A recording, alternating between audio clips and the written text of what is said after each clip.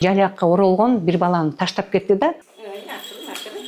Ой, бийлеп атабыз, бийлеп. Мен жүгүрүп эле тигил аялдын аркасынан кууп жетишпей калдым да. Ой. Кимди карап атасың? Курсаң ток. Самое страшное предательство, когда родители предают своих детей. Асель деп чыкты тиличи. Негизи ата апа деп чыкса болот эле да. Мама, где твоя десек, нету деп коюшат да, ошо да прям жүрөм унутуп кетет да, булкуп кетет да. Тилекке каршы биз ата энелик мээримди бере албайбыз да. Чын эле кадимкидей өзүмдүн балам кеткенин ыйлагам мен. Ошо коштошпой калдым деп да, эми арманда калдым да ошо. Хотя бы коштошсом эме болмок да. Негизи ачылган тарыхы булар деген согуш маалында ачылган экен да. Согуш маалында кароосуз калган балдарды өкмөт, мамлекет карачу экен да. Эми азыр Кудайга шүгүр мындай заман андай эмес да, согуш эмес да. Мисалы үчүн башка өлкөлөрдө, Кавказ өлкөлөрүндө өзгөчө мындай эмелер жок экен да такыр. Эми Кыргызстанда деле андай мекеме, бизде мекеме жок болсо болот эле, бирок тилекке каршы бар. Анткени ошо себеби эмнеде деп сурап атасызбы? Себеби ошо кээде ошо ата энелер, мисалы үчүн өзгөчө жаш келиндер чыдаганга мажбур болушат да. Анан бирок биз алар менен сүйлөшөбүз, келип балаңа келип турсаңыздар болот. Ошол убакыттын ичинде балким окууга орношобу же жумуш табабы, баласына келип, анан эгерде эмизип аткан келин болсо, келип бул жака эмизип кетсе болот да баласынчы. Биздин мекеме бүт шарттарды түзүп берет, чтобы бала ата энеси жок калбасын деп. Ашымова Гүлжан Камчыбековна, мен өзүм 64 жаштамын. Мен ушул балдарды реабилитациялоо жана үй бүлөнү колдоо борборунда 1 апрель 2000 жылдан бери эмгектенип келем. 25 жыл болду да быйылчы. Өзүм кесибим боюнча балдар дарыгермин. Ошол жерде иштеп келгениме, бул жерде бардык адамдар, келип иштеген адамдар ойлойм, өзүнүн призваниясы менен иштейт депчи. Мен ошол жылдан бери эле ушул жактан кете албай эле, ушул балдарга ушундай байланышып, курч алып эле ушул жактан кете албай эле ушу иштеп келгениме 25 жыл толуптур. Бул жерде ошол баласынан баш тарткан, ата энелик укугунан ажыраган, жанагындай турмуш шарт жагы кырдаалы, кыйын болгон үй бүлөдөн келип түшөт. Ошондой эле жанагындай үй бүлөдөн тартып алынган, жана коркунуч туудурган балдарга ошондой үй бүлөдөн тартып алынган балдар келип түшөт да бизгечи. Бизде мурда 120 баладан ашык болчу.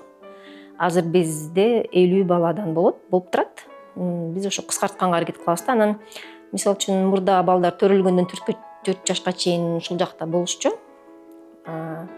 Азыр процедура батыраак болот да. Жарым жылда биз баланы же өзүнүн ата энесине беребиз, же бала багууга кетет, же азыр фостерный үй бүлө деп мамлекет ошондой уюштурган. Бирок ошо жакшы жүрүшүп кете албай атат да, фостерный үй бүлө дегенчи. Жыл сайын ошо 1-2 балабыз, 3-4 балабыз кетет, андан кийин Беловодский кетет. Эгерде диагноздары күчтүүрөөк болсо, анда Токмок ошо реабилитациялык центрине кетишет да. Биз барган сайын барып, балдарыбыз тааныйт бизди, жакшы таанышат да, биякта өсүшкөн да биз менен. Анан биз барсак чуркап чыгып, эметишет, тосуп алышат, бизди таанышат. Анан бул жактан бизге чоңураак кийимдерибиз болсо, ашкыраак китептерибиз, эмелерибиз болсо, биз чогултуп, анан ушул жакка да жардам беребиз. Анан биздин балдарды чогуу алып барабыз да. Ошол жактан чыгып, кадимкидей чыгышат, анан биздин сотрудниктер таанышат баары. Бул жерде психологубуз бар, детский психолог, клинический, анан чоңдор үчүн да бөлүнөт.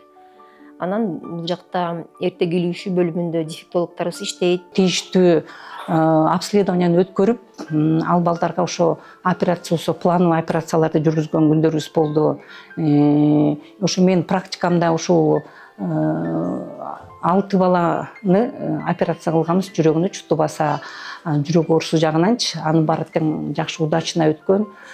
Бизде бүгүнкү күндө мынакей бир балабызга ошо жүрөгүнө операция кылынып, азыр ошо кардиоцентрде жатат.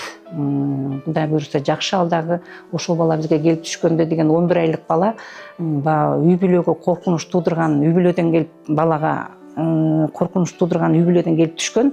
Ал бала тартып алынып, ошол бала келип түшкөндө 11 айлык бала болчу.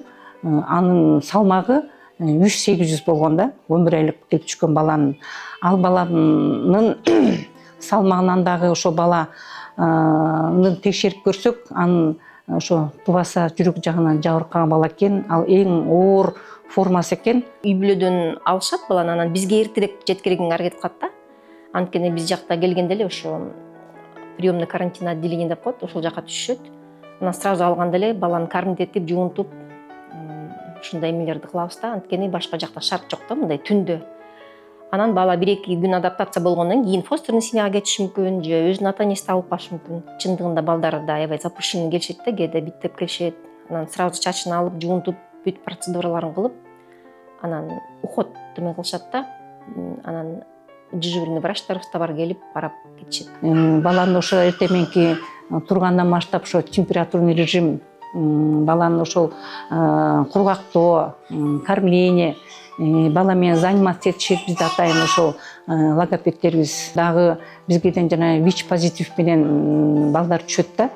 Ал балдар дагы биз түшкөн, биз ал балдарды 4 жашка чыкканда да которгон балдарыбыз бар. Алар дагы бул жерден өздөрүнүн тийиштүү антиретровирусный препараттарды алып, ошо биздин көзөмөлдө дайыма ошо врачтардын көзөмөлүндө ал баланы дагы бүгүнкү күндө состояниясы жакшы, салмагы жакшы, аң сезим өрчүгү жагынан да аябай жакшы ал балабыз. Жакында 4кө чыгат, биз аны жакын арада ошол Беловодский дошкольный детский домго которгону жатабыз ал баланы дагы. Биздин мекемеде жылуу, медициналык кызмат бар, педагогикалык кызмат бар, бирок тилекке каршы биз ата-энелик мээримди бере албайбыз да. Мисалы үчүн үй бүлөдө, мисалы үчүн бала алдыңа отурса, бир көп болсо 1 мүнөт отурат, анан чуркап кетет го. А биздин балдар ушунчалык эне аталык мээримге муктаж, анткени отурушат. Анан отура берет да. Тургулары келбейт, анткени все равно мындай энелик мээримди сезгиси келет да. Анан мынтип эми айла жок, мынтип атырбайм да себе мынтип баланычы. Бул деген психологияда депривация деп коет, балага ошо жетишпейт да, мээрим жетишпейт. Биздин бул жакта деле кызматкерлерибиз аябай эле аракет кылышат, ушинтип нянчикалардан бери, бүт эшикте жүргөн стораждан бери келип, балдарыбызды келип кучактап, өп, гулять этишип эметишет. Анан бирок баары бир жетишпейт да мээрим. Мен ошо сезем да балдардан. Анан биз мисалы үчүн апа деп үйрөтпөйбүз да балдарды. Атыбызды үйрөтөбүз. Менин атым мындай, эже, бул нянчика, бул тарбиячы. Бирок балдар ошо апа деп айтат да бизде. Мен ойлойм, бул биз атайын үйрөтпөйбүз да апа депчи. Булардын өзүнүн мындай внутренний муктаждыгы окшойт деп ойлойм да менчи. Апа десе анан мындай как-то бирөөнү мындай ападай көрөбү, ушундай да балада. Ошо мен канча жылдан бери иштейм. Ошол феномен мени аябай таң калтырат да. Даймачы биз үйрөтпөйбүз. Мен мама деп айт, апа деп айт деп үйрөтпөйбүз да, өзүлөрү апа деп. Анан кээ бир кызыктуу ушундай күлкүмүштүү окуялар болгон. Мен тигем балдардын тили чыкканда биринчи 2-3 бала да болду ушундай. Асель деп чыкты тиличи. Негизи ата апа деп чыкса болот эле да. 2005-2006 жылдар болчу. Ошондо бизде деген сыртта беседка бар болчу. Ошо беседкада деген мен эшикке чыксам, ошо беседка бир кичинекей жалякка оролгон бир баланы таштап кетти да. Анан эле мен бул жакта кыйкырып эле, артынан жүгүрүп эле, тиги бала кыймылдап атат. Мен жүгүрүп эле тигил аялдын аркасынан кууп жетишпей калдым да.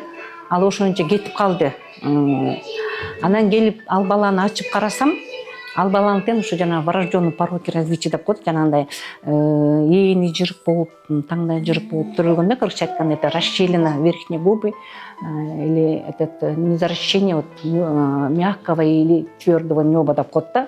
Ошондой кыз экен да. Ошо анан где-то бир 4 айлык кыз экен. Анан ошол кызды деген биз операция кылдырдык. Операция кылдырып, кийин ал кыз деген ошол усыновление кетти. Самое страшное предательство, когда родители предают своих детей дегенчи. Мен ошону туура көрөм да негизи. Ошол башка нерсени эми оправдывать этсе болот, анан бирок ата эне баланы чытаган.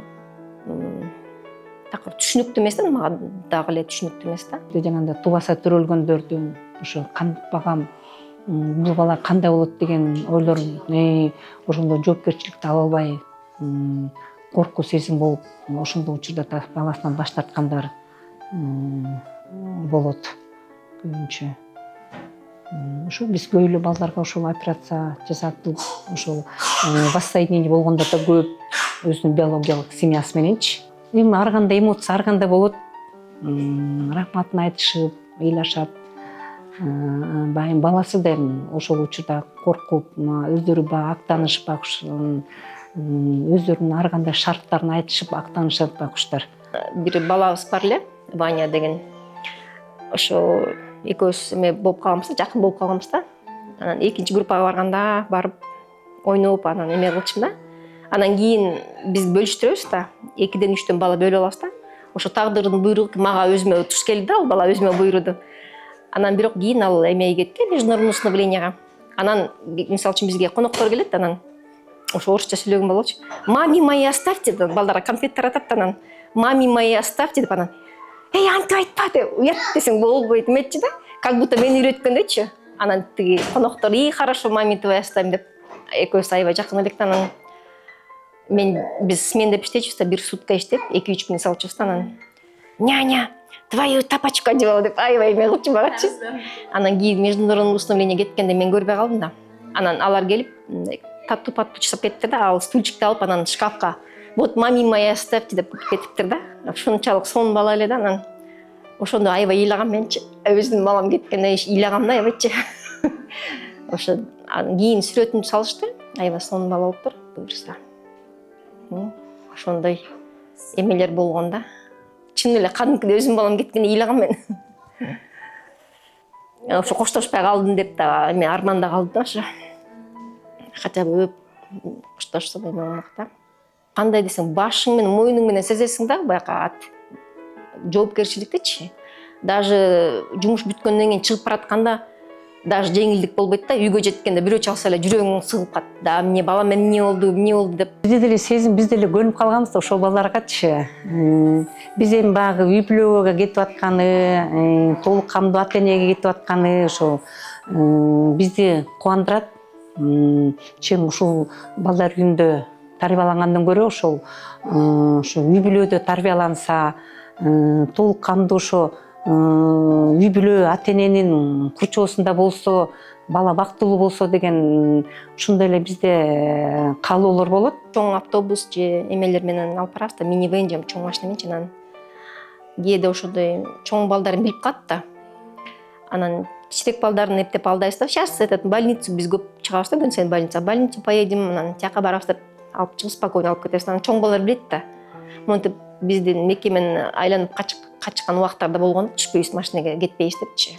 Анда дагы баарыбыз ыйлап ошондой эмелер болгон да. Кадимкидей байланып калабыз 4 жылда балагачы. Мама, где твоя десек, нету деп мынтип коюшат да. Ошо да прям жүрөм мынтип кетет да, булкуп кетет да. Нет деп коюшат. Ата энеси жоктор билет да, ата энеси жок экенин. Балдардын баарына эле бирдей мамиле кылганга аракет кылабыз биз. Балдардын баарын жакшы көрөбүз. Баарын ошол өзүбүздүн мээримибизди бергенге өзүбүз аябай ынтызар болуп аракет кылабыз да. Анан бул жактан деле биз ошо воспитательдерди, ошо медайымдарды айтабыз, ошо бир балага сиз өзүңүз чектелбеңиз, балдардын баарын бирдей жакшы көрүңүз деп ошондой кеңештерибизди беребиз да. Кээде ошо ойлоп кетем, кантип иштедим ушунча жыл. Мен жаш болгондо келдим да, аябай жаш кезимде. Мен окууну бүткөндө эле келдим. Изолятордон ошо трубасы жарылып кетип, анан балдарды көчүрдүк да. Түндө ал тоңуп калыптыр да, мус болуп. Анан баланы алып келатканда ага чейин мынтип ойлончу эмес экен мен. Ошондо мен прям ошончолук сездим да жоопкерчиликтичи. Бала колуңда новорожденный лялька болчу, уктап атат жыргап. А мен жана эмеден түшүп келатам да, тоңуп калыптыр лестницасычы. Балдарды көчүргөнбүз да, трубасы жарылып. Ошондо мен билдим, ошондон бери ошол коо бербейт да меничи. Балдар ооруса, баарыбыз чогуу ооруйбуз. Ошо бала күлүп турса, алдыңда ырдап, стишокторун айтып турса, бул биз үчүн чоң жеңиш да. Даже баягы кичинекей салмак менен келген балдар деле кичине 100 грамм кошсо дагы биз ошол 100 грамм кошкон весине да биз аябай ушундай кубанабыз да. Бала алып кетем деген жарандар көп эле, бирок биз ошол бала асыралуу боюнча биз ал ишти алып барбайбыз. Алар деген ошо Минсоцразвитияга кайрылышат, ар бир ошо Бишкек шаарында жергиликтүү ар бир ошо социалдык башкармалыктын ошол отдел опеки, анан кийин ошо поддержки семьи деген отделге кайрылышып, ошол жактан алар ошол очередке турушуп, азыр через порталда усыновление ошол жактан өздөрү заявка беришет. Мамлекет ошо фостерный эмеге көңүл бурса аябай жакшы болмок да. Ошол да аябай жакшы альтернатива да. Чтобы балда бул жакта көпкө чейин жатпасын деп. Фостерный үй бүлөнүн бирок акчасы аз экен да. Балким көбүнчө ошо Сүпкөл регион жакшы алат экен. Мындай не акча үчүн эмес, мындай балдар үчүн алышат экен да, соопчулук депчи. А ошо шаардын ичинде аз да. Кээ бирөөлөр жарымысы даже отсеивать этилип калат, анткени акча кызыктар болот экен да. А негизи мен ойлойм, фостерный үй бүлө акча кызыктар болбош керек, ал баланын эмесине тагдырын караш керек. Биз мисалы үчүн эртерээк келе беребиз балдар, бирок кайра эле чыгып атат да. Анан эң өкүнүчтүүсү ошо Кыргызстандын жарандары таштаган аз келгенсиз, эми Россияда миграцияда жүргөн биз репатриирование деп коебуз. Эми ошол жактан да балдар келишет да. Анан ошол абдан өкүнүчтүү да. Атайын ошо самолет жалдынат, анан алып келишет да балдарды. Эгерде заранее запрос кылынат, эгерде ата энеси табылса, жакыныраак туугандар табылса, анда ошо немеден эле алып кетишет. Аэропорттон эле алып кетишет да. Кээде бизге түшүшөт.